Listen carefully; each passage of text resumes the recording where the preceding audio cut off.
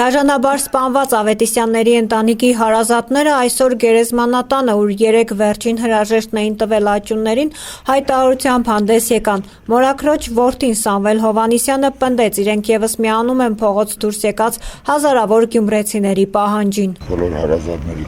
անունից, որ երեկվա դեպքերից, երեկվա այդ կատարվածներից հարազատները ոչ մեկը տեղեկություն չունի, կազմակերպչական ոչ մի աշխատանք չի տարվել մեր կողմից, քանի որ մենք սկացել ենք մեր ցավը, մեր հոգսերի հետ ենք, մեր ցավի հետ ենք։ Մեր պահանջն է միայն արտարություն, արտար պահանջով պահանջում ենք, որ այդ մարդուն օրենքի ամենայն խստությամբ պատժի ենթարկեն մեր հանրապետությունում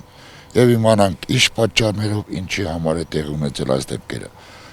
որի համար ոչ թե մենակ մենք մեր հարազատությամբ ամբողջ հայ ազգն է սգում ու չենք ցանկանում, որ հաջորդ անգամ կրկնվի որևէ մի ընտանիքի հանդեպ այսպիսի փորձեր կատարվի կամ այսպիսի բաներ շարունակվի։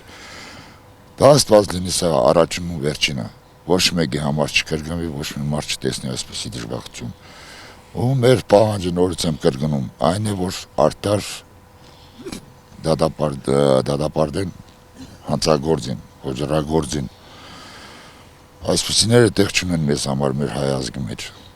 Գյումրիում այս պահին իրավիճակը հանգիստ է, բայց դեռևս բավականին մեծ թվով ոստիկանական ուժեր կան։ Ռուսական նշանակության հաստատությունների ռազմաբազայի զորամասերի, հյուպատոսարանի եւ զինվորական թաղամասի մոտ ոստիկաններ են հսկողություն իրականացնում։ Երեկվա միջադեպի արդյունքում բերման ենթարկվածներ այս պահին ոստիկանական բաժանմունքներում չկան։ Ոստիկանությունից տեղեկացրին, որ 21 հոգի է բերման ենթարկվել, 19-ի նկատմամբ տարբեր վարչական վարույթներ են հարուցվել։ Գյումրու բժշկական կենտրոն տեղափոխվել է 28 տուժած, 10 քաղաքացիական անձինք եւ 18 ոստիկան։ Ոստիկաններից մեկին 3 գիշեր տեղափոխել են Սուրբ Գրիգոր Լուսավորիչ հիվանդանոց։ Գյումրիի բժշկական կենտրոնում այս պահին ընդամենը 1 ոստիկան է շարունակում ստանալ ստացիոնար բուժում։